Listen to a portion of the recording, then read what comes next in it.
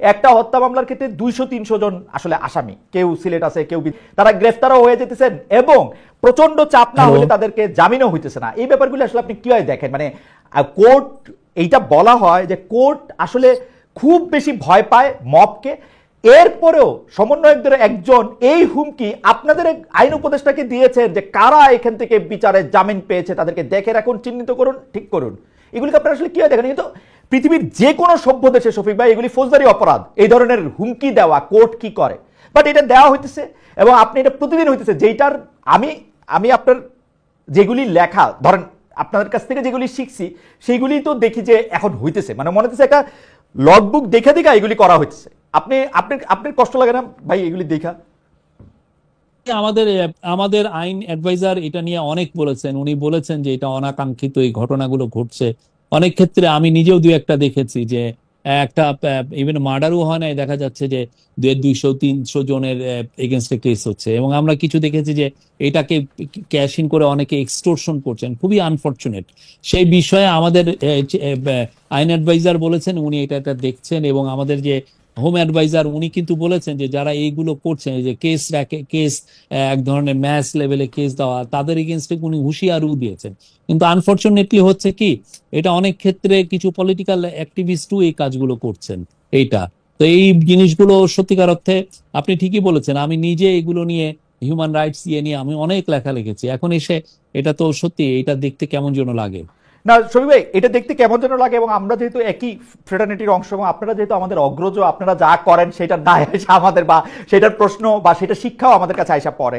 কিন্তু আপনি দেখেন যখনই কোনো কিছু কম শক্তি হইতে থাকে তখন সরকারের মধ্যে থেকে তাদেরকে শক্তিশালী করার জন্য একটা চেষ্টা করা হয়। যেমন আমি উদাহরণ দিই, আওয়ামী লীগকে নির্বাহী আদেশে নিষিদ্ধ করা হবে, এটা সেপ্টেম্বরের বৈঠকেই মোটামুটি এটা নিয়ে আলোচনা হয়েছে। আপনারা কেন ওয়েট করলেন যে হাসনাত আব্দুল্লাহ ওইখানে যমুনা অভিমুখে যাবে, 3 দিন ধরে ওইখানের মধ্যে এটা হবে, ওদেরকে ঠান্ডা পানি দেওয়া হবে, তারপর আপনারা নিষিদ্ধ করবেন? কেন এটাকে আপনারা, মানে ওরা আন্দোলন করার আগে আপনারা এটা বুঝতে পারেন না যে এটা আপনাদের করতে হবে? না, সেপ্টেম্বরে কিন্তু কোনো ডিসিশন হয় নাই। এইটা যারা রিপোর্ট করেছিল, এইটা নিয়ে কথাবার্তা হয়েছে, কিন্তু আমার মনে পড়ে না। আমি কেননা প্রত্যেকটা ক্যাবিনেট মিটিং এ আমি কিন্তু থাকি, আমার মনে পড়ে না যে এই কোনো ক্যাবিনেট মিটিং এ এটা এইরকমের কোনো ডিসিশন হয়েছে। আর হাসনাত আব্দুল্লাহর এই ব্যাপারটা আপনি যেভাবে বললেন যে এটা বুঝি স্টেজ তো না, উনি ওনার প্রোটেস্টটা করেছেন, রাইট। সেই কিন্তু প্রফেসর ইউনূসকে কি এটা হাসনাত আব্দুল্লাহ থেকে শুনতে হইলো যে এটা আওয়ামী লীগকে নিষিদ্ধ করতে হবে? মানে ধরেন আমরা হাইন্ডসাইট বিবেচনা করে হাসনাত আব্দুল্লাহ এটা করলেন না, তাহলে কি আওয়ামী লীগ নিষিদ্ধ হইতো না? আমরা অলওয়েজ মেনটেন করেছি যে এই বিষয়গুলো, এইটা যেহেতু সংবেদনশীল একটা বিষয়, এই বিষয়টা সত্যিকার অর্থে যারা জুলাইয়ের গণ আন্দোলনে ছিলেন, জুলাই আপরাইজিং এ ছিলেন, তাদের উপরে সবার সাথে আমরা, মানে ডিসিশন যদি হয়ও সেটা হবে তাদের সাথে কনসালটেশন করে, তাদের ইয়েতে, এবং সেই অনুযায়ী হয়েছে। তারা সবাই কনসেন্ট দিয়েছেন, মানে এই অনুযায়ী। যদি হাসনাত আব্দুল্লাহ, আমি যেটা, যদি হাসনাত আব্দুল্লাহ এই ডাকটা না দিতেন যে আওয়ামী লীগ নিষিদ্ধ করবো, যতক্ষণ নিষিদ্ধ না করা হবে ততক্ষণ পর্যন্ত যমুনা উইল বি ঘেরাউট, এইটা যদি উনি না কইতেন তাহলে কি আওয়ামী লীগ এখনো সিদ্ধ দল হিসেবে থাকতো, তাই না? দেখেন, হাসনাত আব্দুল্লাহ বা ইয়েরা যে সব যা যা বলছেন আমরা কি সবই শুনছি নাকি?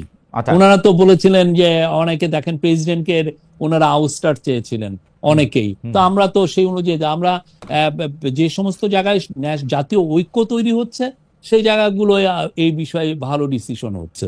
মানে প্রেসিডেন্ট সরানোর সাথে এইটাকে আপনি তুলনা করলেন, সেটা ইন্টারেস্টিং। তো প্রেসিডেন্ট সরানোর ক্ষেত্রে যেহেতু বিএনপি চায় নাই সেজন্য আপনারা প্রেসিডেন্ট সরাইতে পারেন না, ওরা তো চাইছিলই।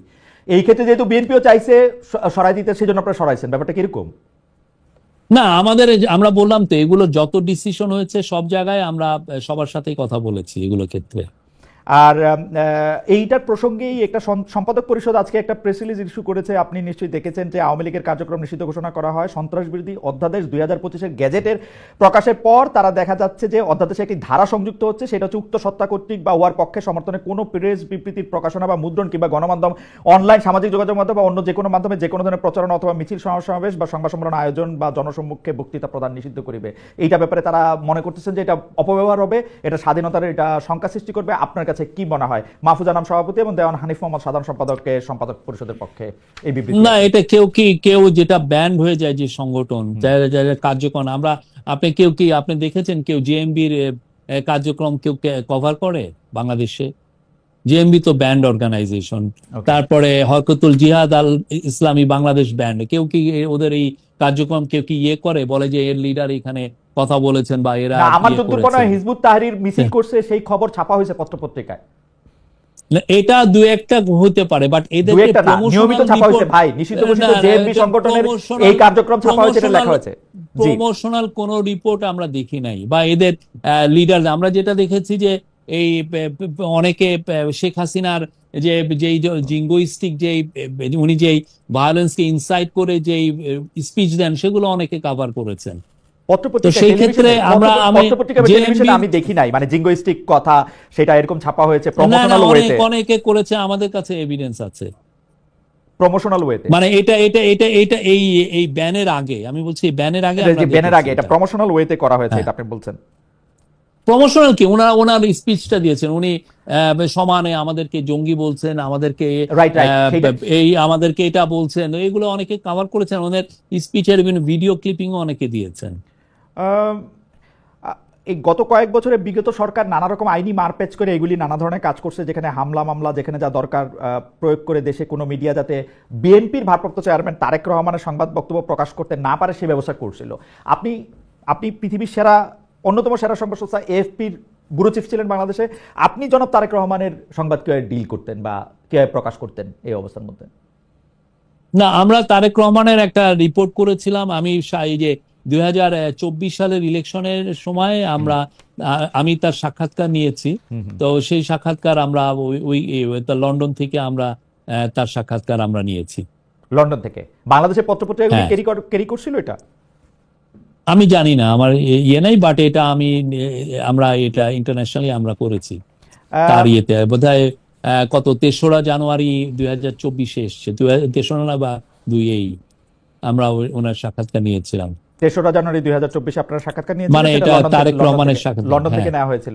লন্ডন থেকে নেওয়া হয়েছিল, সেটা কি ওইটা যেটা তারেক সাহেব হচ্ছে লিখিত পাঠাইছিলেন বিভিন্ন জায়গায়, আমরা দেখতে পেয়েছিলাম যে একটা লিখিত প্রশ্ন লিখিত উত্তর, সেটা নাকি আপনারা উনাকে আসলে টেলিফোনে বা সামনাসামনি বসে অডিও ওরকম কোনো সাক্ষাৎকার, নাকি এটা ইমেলের মাধ্যমে ওনার একটা সাক্ষাৎকার বিভিন্ন জায়গায় পৌঁছাইছিল, কেউ তার এটা নেয় নাই, এটা আরো 2-4টা জায়গায়ও ছাপা হয়েছিল, ওইটা কি ওইটা? না, আমরা অ্যাপ্রোচ করেছি, আমরা ওনার সাথে অ্যাপ্রোচ করেছি, আমরা ওনার ওইখানে ফটোগ্রাফারও পাঠিয়েছি, উনি ফটো শুটও হয়েছে, উনি ওইখান থেকে ফটো দিয়েছেন ইয়েতে। আমার মনে হয় না বাংলাদেশে পত্রপত্রিকা আমি এটা দেখেছি। যাই হোক, শফিক ভাই, বিএনপি নেতা ইশরাক হোসেনকে আসলে মেয়র পদে নিয়োগ দেওয়া হচ্ছে না, বলা হচ্ছে জনাব আসিফ মোহাম্মদ সজীব ভুঁইয়া এটা দিচ্ছেন না, কারণ আসিফ মোহাম্মদ সজীব ভুঁইয়া তার নিজের লোকদেরকে মেয়র পদমর্যাদার লোক বানান, দক্ষিণে তাকে মেয়র পদে সকল কিছু থাকা সত্ত্বেও সেটা উনি একলা দিচ্ছেন না, উত্তরে তিনি তার পছন্দের একজনকে, যার নিয়ে আসলে অনেক কথা আছে, তাকে ইনি প্রশাসক বানাইছেন।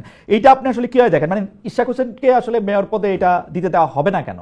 এটা কি উপদেষ্টা পরিষদের সিদ্ধান্ত নাকি এটা আসিফ মোহাম্মদ সজীব ভাইয়ের একক সিদ্ধান্ত? না, আসিফ মোহাম্মদ সজীব ভাইও কি এটা করছেন, তাও তো মানে এটা তো আপনি বললেন, এটা তো এক ধরনের অ্যালিগেশন, এটা কি ঠিক কিনা? আমার যেটা মনে হয় এটা একটা লিগাল ইস্যু আছে, আমাদের ল অ্যাডভাইজার এখন সম্ভবত বাইরে আছেন, উনি আসলে উনি এটা বলতে পারবেন এটা লিগাল ইয়েটা কি, কোথায় লিগাল সমস্যা আছে, এটা উনি হি উইল এক্সপ্লেইন।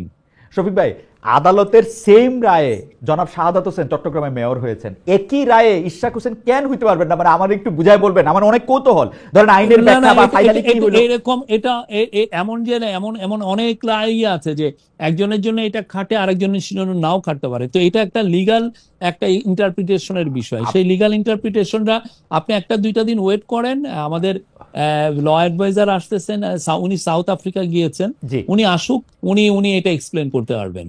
এই মুহূর্তের বিবেচনায় কি আপনারা বিষয়টা এক্সপ্লেইন করে একটা ইয়া দিতে পারেন, মানে প্রেস উইং থেকে? এটা তো ওনার জায়গা, এটা ভেরি মাচ ওনার টেরিটরি, আর এটা লিগাল ইস্যু আছে এখানে, তো উনি এসে এটা বলবেন আমাদের ধারণা। মানে উনি তো আদালতের রায়, মানে সুপ্রিম কোর্টের রায় তিনি আসলে এটাই তো বললাম আমি, তো এই যে লিগাল ইস্যুগুলো তো ওনারা ডিল করেন, সুপ্রিম কোর্টের উপর কোর্ট আছে ওনারা, মানে না কোর্টের এটা না, আমি বলছি যে উনি এসে এটা জানাতে পারবেন, যে ইন্টারপ্রেটটা উনি করতে পারবেন, উনি সাংবাদিকদের কোশ্চেন নেবেন, কোনো চিন্তা, আমরা যথেষ্ট ট্রান্সপারেন্ট করবেন, আপনার যেটা হচ্ছে যে 2-1 দিন দেরি হচ্ছে, উনি আসুক, কথা বলবেন উনি। শফিক ভাই, সরকারের সবশেষ ঘোষণা অনুযায়ী জুনের 10 তারিখের মধ্যে জুলাই ঘোষণাপত্র প্রকাশ করতে হবে, গেল রাতে এক ফেসবুক পোস্টে আমরা জাতীয় নাগরিক পার্টির যিনি আহ্বায়ক আছেন জনাব নাহিদ ইসলাম তারা দেখেছি বলেছেন যে জুলাই ঘোষণাপত্র ছাড়াও জুলাই সনদ, স্থানীয় সরকার নির্বাচন, গণপ্রশাসন নির্বাচনের কথা বলেছেন। আমরা দেখতে পাচ্ছি যে জনাব মির্জা ফখরুল ইসলাম আলমগীর বিএনপির যিনি সেক্রেটারি জেনারেল আছেন তিনি বলছেন সুপরিকল্পিতভাবে জাতীয় নির্বাচন পিছিয়ে দেওয়ার পায়তারা চলছে। আপনি বিষয়টি একটু বলবেন যে আপনারা আসলে কিভাবে দেখেন? 10 জুনের মধ্যে কি জুলাই ঘোষণাপত্র প্রকাশিত হচ্ছে? 10 জুনের মধ্যে জুলাই ঘোষণাপত্র প্রকাশিত হওয়ার পরে আসলে নির্বাচনটা কি ডিসেম্বর, জানুয়ারি, ফেব্রুয়ারির মধ্যে হচ্ছে কিনা? নির্বাচন আমাদের চিফ অ্যাডভাইজার বারবার বলেছেন যে নির্বাচন ডিসেম্বর থেকে জুনের মধ্যে হবে। আমি ওনার সাথে 9.5 মাসের মতো কাজ করছি। আমি একটা জিনিস বলতে পারি, উনি কথা একটা বললে কথা রাখেন, উনি কথার ব্যত্যয় করেন না। এবং আমি ওনার অভিজ্ঞতায় বলি, আমি একবার ওনার সাথে কথা রাখতে পারি নাই, উনি কিন্তু আমাকে পরে বলছেন তুমি কথা দিলে তুমি রাখতে পারলা না কেন। ওনার এই জায়গাটা আমি দেখেছি। তা আমি আশ্বস্ত করতে চাই যে ইলেকশন ডিসেম্বর থেকে জুনের মধ্যে হবে, উনি এটা বারবার জানিয়েছেন।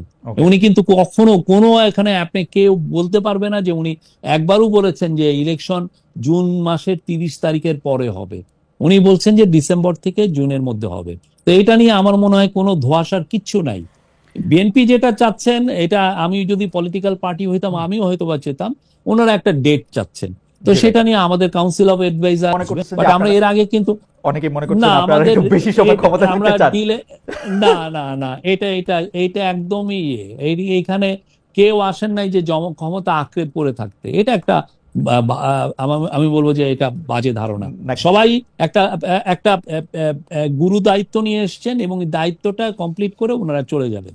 আর এই যে নির্বাচনের ডেটটা কেন দেওয়া হয় না, এটা প্রফেসর ইউনূসও কিন্তু এটা নিয়ে কিন্তু এক্সপ্লেন করেছেন। উনি কি বলেছেন? উনি বলেছেন যে এটা ডিপেন্ড করবে যে আমরা কি পরিমাণ রিফর্ম করছি। রিফর্ম মানে পলিটিক্যাল রিফর্ম। আমরা তো এমনি অন্যান্য রিফর্ম গুলো হচ্ছে অলরেডি কন্টিনিউয়াস প্রসেস। অন্য রিফর্মের মানে পলিটিক্যাল রিফর্ম, বিশেষ করে ভোটারের ইয়ের ক্ষেত্রে এইটার উপরে এটা যখন আমরা মনে হয় যে আমরা জুলাই মাসের দিকে বা জুলাইয়ের শেষের মধ্যে আমরা একটা শেপ দেখতে পারবো। তারপরে আমার মনে হয় যে আরো ক্ল্যারিটি আপনারা দেখবেন। বাট ইলেকশন, আবারও বলি, ইলেকশন উনি যেটা বলেছেন ডিসেম্বর থেকে জুনের মধ্যে হবে, এটার কোনো ব্যত্যয় হবে না। আবার একটু এই যে আপনার জায়গায় আসি, মানবাধিকার, তারপর হচ্ছে জার্নালিজমের এথিক্স এবং রাষ্ট্রের ন্যায় বিচারের জায়গা থেকে আপনার কাছে কি মনে হয় যে আসলে বিগত সরকারের সময়টা একটা লম্বা সময়, 15 বছর, সেই সময় বিভিন্ন শিল্পী, বিভিন্ন কলাকুশলী, বিভিন্ন সচিব, বিভিন্ন সামরিক সচিব, তারা নানার সময় নানা কারণে সরকারের কেউ ঘনিষ্ঠ ছিলেন, কেউ ঘনিষ্ঠ ছিলেন না। এখন সাংবাদিকদের মধ্যেও কেউ কেউ, তো এইটার মধ্যে কার বিরুদ্ধে মামলা করা হবে, কাকে বিদেশ যেতে দেওয়া হবে, কাকে ছেড়ে দেওয়া হবে এবং কাকে দেওয়া হবে না, এটার মধ্যে কি আপনাদের একটা পিক এন্ড চুজ কাজ করতেছে? যে ঠিক আছে, একে আমার পছন্দ না, তখন আমি নাম দিব তুমি সিনেমায় অভিনয় করছো, তো সিনেমায় যে আরো লোক অভিনয় করছে ওগুলি আমি ভুলে যাব এবং সিনেমায় অভিনয় করার জন্য আমি মামলা দিব, এটা কিরকম হত্যা মামলা? আমরা মনে করি যে মানে হোম মিনিস্ট্রি বা পুলিশ তার কাজে আমরা সাধারণত কখনোই, আমার মনে পড়ে না যে আমরা ইন্টারফেয়ার করি। পুলিশ তার কাজটা করে, তো সেই অনুযায়ী আপনারা দেখছেন। আপনাদের যদি মনে হয় যে আমরা ইন্টারফেয়ার করছি, আমরা ওয়েলকাম জানাই। আপনারা আমাদেরকে বলেন যে না, আপনারা এই জায়গায় ইন্টারফেয়ার করছেন। এই গভর্নমেন্ট এই জিনিসটা আমি মনে করি না। শফিক ভাই, কেন মনে হয় আমি আপনাকে বলি, যে হত্যা চেষ্টা মামলায় অভিনেত্রী নুসরাত ফারিয়াকে গ্রেফতার করা হয়েছে, তিনি সেই মামলার 207 নম্বর আসামি। ক্ষমতাচ্যুত প্রধানমন্ত্রী শেখ হাসিনা 17 জন শিল্পী সহ মোট 283 জনকে আসামি করে মামলা করা হয়েছে। এই মামলাটা 283 জন একত্র হইয়া একটা হত্যা মামলা কিন্তু এইটা করা হয়েছে। এইটার মানে আপনি কি মনে করেন? এর মধ্যে আবার যে ওকে ধরা হইলো, মামলা নিয়ে আমাদের ল অ্যাডভাইজার অনেক বলেছেন। সত্যিকার অর্থে এই মামলাগুলো তো আমরা দেখছি যে অনেকে এই ধরনের অনেক মামলা হয় যে এক ধরনের এক্সটোরশন করার জন্য। এটা যে ওনারা আমাদের ল অ্যাডভাইজার বলেছেন, হোম অ্যাডভাইজার এগুলো নিয়ে বলছেন।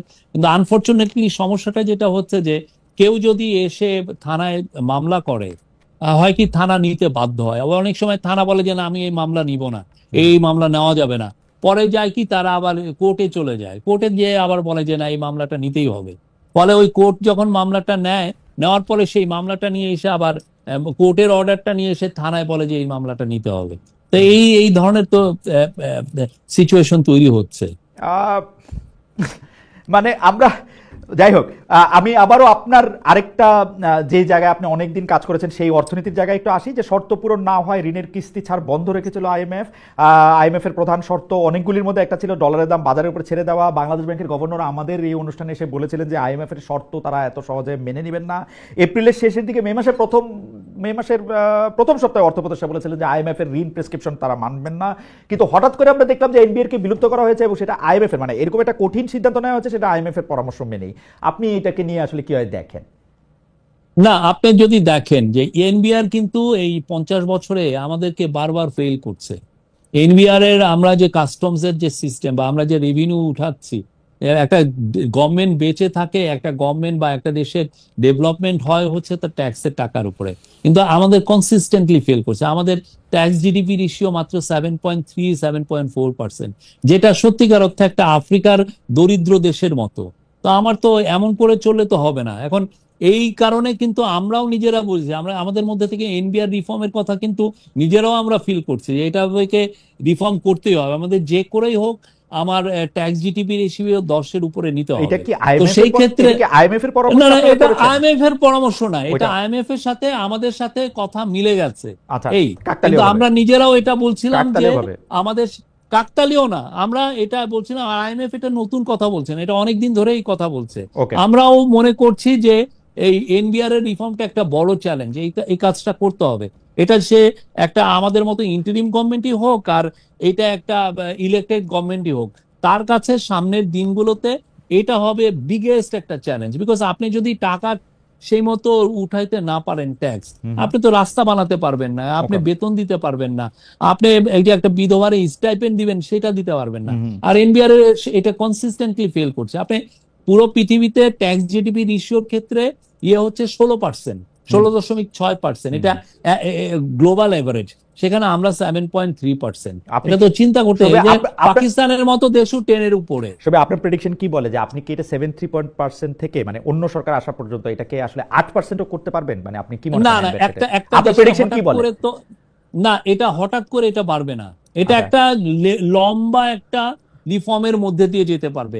আপনি ইচ্ছা করলেই যে এটাকে হঠাৎ এক বছরেই 1% আপনি বাড়িয়ে ফেলবেন, এটা হয় না। আমি 0.7% এর কথা কইতেছিলাম। 0.7% তো নেটে নেওয়া, আপনি আলাদা দুটো অফিস করতেছেন, নেটের মধ্যে 0.7% নেওয়া কি অত বড় একটা টার্গেট?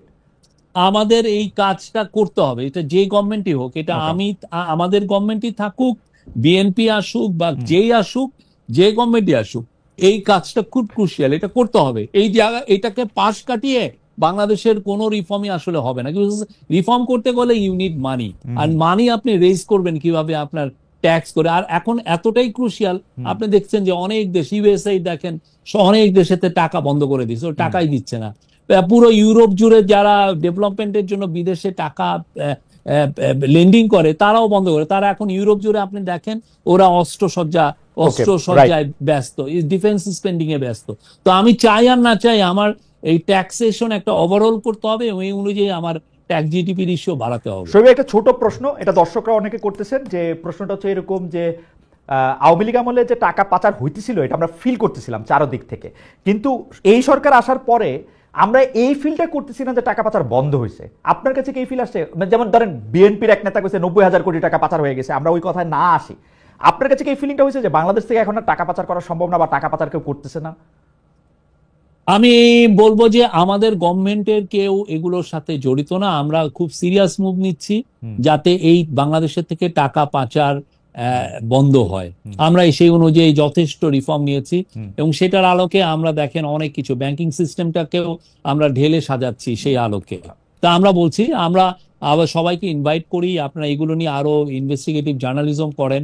আমরা জানতে চাই, পুরো সত্যটা আমরাও জানতে চাই। যদি কিছু হয়ে থাকে আপনারা আমাদেরকে জানান, আমরা উইল মোস্ট ওয়েলকাম। বাট আমি বলতে পারি এই গভর্নমেন্ট, আমি বলতে পারি আপাতমস্তক একটা অনেস্ট গভর্নমেন্ট। গভর্নমেন্টের উপদেষ্টারা যে মানে এই পাচারের সঙ্গে জড়িত না সেটা আমরাও হয়তো মানে এই এখন পর্যন্ত তার ধারে কাছেও আমরা কোনো কিছু শুনি না, কিন্তু গভর্নমেন্টকে আসলে নানাভাবে চাপ দেওয়া সম্ভব কিনা, নানাভাবে ইয়ে করে অন্য কেউ সুযোগ নিতে পারে কিনা।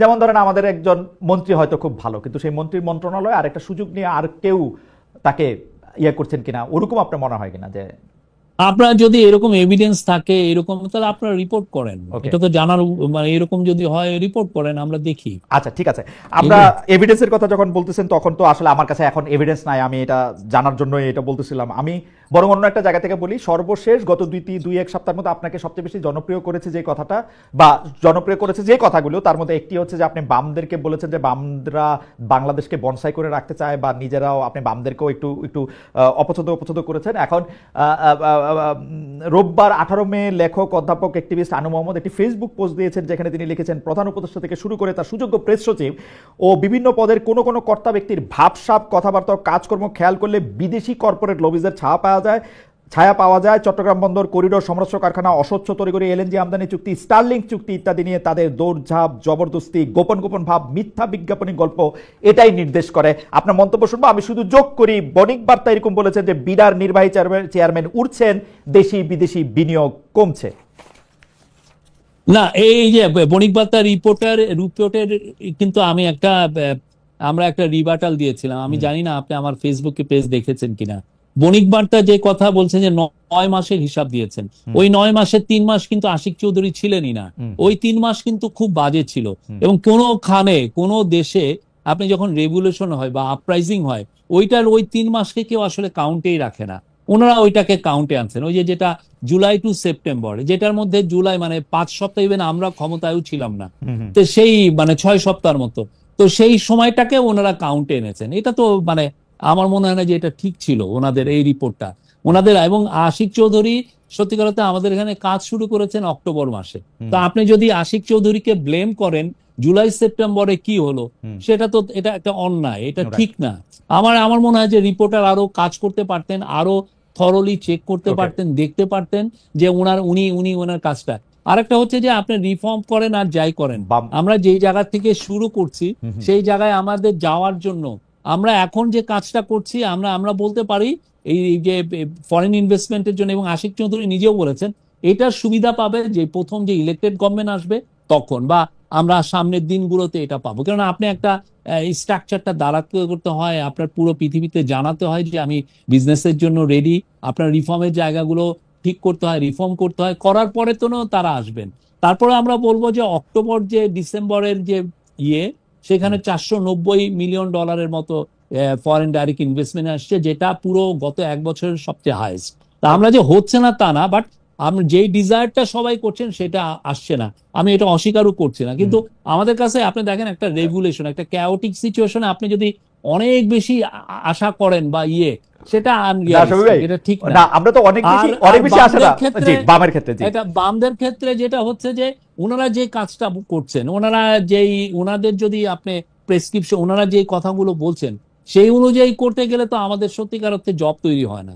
ওনারা অনেক দেশেই আপনি দেখবেন বামদের অনেক বড় অ্যাক্টিভিজম করেন, তারা গ্রিন নিয়ে অনেক অ্যাক্টিভিজম করেন, ওনারা কয়লার এগেনস্টে শক্তভাবে দাঁড়ান, ওনারা এনভায়রনমেন্টাল অ্যাক্টিভিজম করেন, আমরা অ্যাপ্রিসিয়েট করি। কিন্তু কথা হচ্ছে যে আমার তো জবটাও তো তৈরি করতে হবে।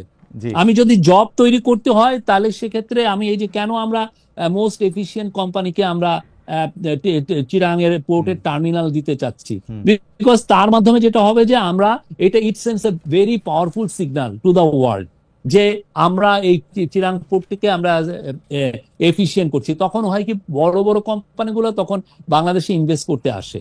তো সেই জায়গায় ওরা আসা মানেই হচ্ছে আপনার জব তৈরি হবে, লাখ লাখ জব তৈরি হবে, সেই জায়গা থেকে আমরা বলছি। কিন্তু ওনার কথা যদি দেখেন, ওনাদের কথা অনুযায়ী যে দেখেন মহিউদ্দিন চৌধুরী, সাইফ পাওয়ারে, আজমন আসি, নহিউদ্দিন, এরা সাইফ পাওয়ার টেক বা এদের অনেকে আছেন, ওনারা তো সেই জায়গায় সেই এফিসিয়েন্সিতে তো নিতে পারেন নাই। চিটাগাং পোর্টটা কিছু সিন্ডিকেটের কাছে বন্দী হয়ে রয়েছে। কিন্তু শফিক ভাই, অনেক কিছুই তো আসলে বিবেচনার মধ্যে রাখা উচিত। যেমন ধরেন বিডার চেয়ারম্যান আশিক চৌধুরী বলছে যে ডেনমার্কের মায়ার্স কোম্পানিরে, মানে আমি যদি না ভুল করে রাখি, Chattogram AP Moller Maersk, APM terminals, এই মায়ার্স কোম্পানি কিন্তু আপনি জানেন যে তাদের ফান্ডিং এর ক্ষেত্রে, তাদের বিরুদ্ধে আন্দোলনের ক্ষেত্রে তাদের বিরুদ্ধে সরাসরি অভিযোগ আছে যে তারা আসলে প্যালেস্টাইনে যে অট্রসিটিটা হইতেছে যারা করতেছে তাদেরকে টাকা দেওয়ার ব্যাপারে অনেক ক্ষেত্রে অনেক অভিযোগ আছে। আপনারা এই ব্যাপারগুলিও সচেতন কিনা, নাকি আসলে এই জেনোসাইড ফ্লিট বলা হয় মায়ার্সকে অনেক ক্ষেত্রে, তো সেটা আপনি? আমরা আমরা আমরা এপি মোলার মার্কসের শিপিং কোম্পানির ব্যাপারে আমি জানি না, বাট আমরা এপিএম টার্মিনালের সাথে কথা বলছি। এপিএম টার্মিনালস ওয়ার্ল্ডের one of the best terminal. ওরা কত 60-70টা টার্মিনাল গ্লোবালি অপারেট করেন, এবং ওরা ভিয়েতনাম একটা কমিউনিস্টপন্থী দেশ, সেখানে ওরা করেন। ওরা মরক্কোতে একটা করেন, মরক্কোতে একটা মুসলিম কান্ট্রি, সেখানে ওরা যে টার্মিনালটা করেন ওইটা ওয়ার্ল্ডের one of the finest terminal port. তারপরে আপনি ওদের আরেকটা যেটা হচ্ছে মরক্কোর উদাহরণটা বোধহয় খুব, মরক্কোর সাথে ইসরায়েলের সম্পর্ক আর বাংলাদেশের সাথে ইসরায়েলের সম্পর্কটা একটু ডিফারেন্ট, সেটা আসলে খুব ভালো উদাহরণ হলো কেন? না, মরক্কোর সাথে ইসরায়েলের কেউ তো এই সম্পর্কের উপরে তো আর টার্মিনাল দেয় না, এগুলো এইভাবে কি হয়। বাট আমরা যেটা আমাদের মূল ফোকাসটা কি, আমাদের ফোকাস হচ্ছে ওয়ার্ল্ডের যারা টপ কোম্পানি তাদের সাথে আমরা কথা বলছি তাদের, এবং তারাও আমাদেরকে বলেছে যে সব মিলে $3 বিলিয়ন মতো তারা ইনভেস্ট করেন। $3 বিলিয়ন অনেক ইনভেস্ট। ওকে, সবে আপনাকে কেউ এই কথা বলছে বামদেরকে, মানে কারণ মানে আমি রুহিন হোসেন প্রিন্স ভাই এরকম বলছেন যে আপনার আচরণ অধ্যত্বপূর্ণ, তিনি মানে আপনাকে কি কেউ বলছে যে বামদের ছোট করার ক্ষেত্রে আপনি আর সাবেক প্রধানমন্ত্রী শেখ হাসিনা প্রায় একই রকম? কারণ শেখ হাসিনা শত্রু হিসেবে বামদের দেখতো না। আমি বামদের অনেক, আমি যেমন ওনারা যখন রামপাল নিয়ে ওনারা যখন আন্দোলন করেন আমরা ওনাদের সাথে ছিলাম। ইভেন ফুলবাড়ির আন্দোলন আমি কভার করেছি, রামপাল আমি কনসিস্টেন্টলি কভার করেছি। বাট আমরা ওনার এই যে চিটাং পোর্টের এই বিষয়ের ক্ষেত্রে আমরা বা আমাদের গভর্নমেন্ট ওনাদের কথার সাথে একমত না। ওনাদের অ্যাক্টিভিজমকে আমরা স্যালুট করি, ওনারা অনেক ভালো ভালো ইস্যু নিয়ে কাজ করেন, দ্যাট উই স্যালুট। আমার ওই কথাটাই যদি অ্যারোগেন্ট লাগে, I am sorry for that.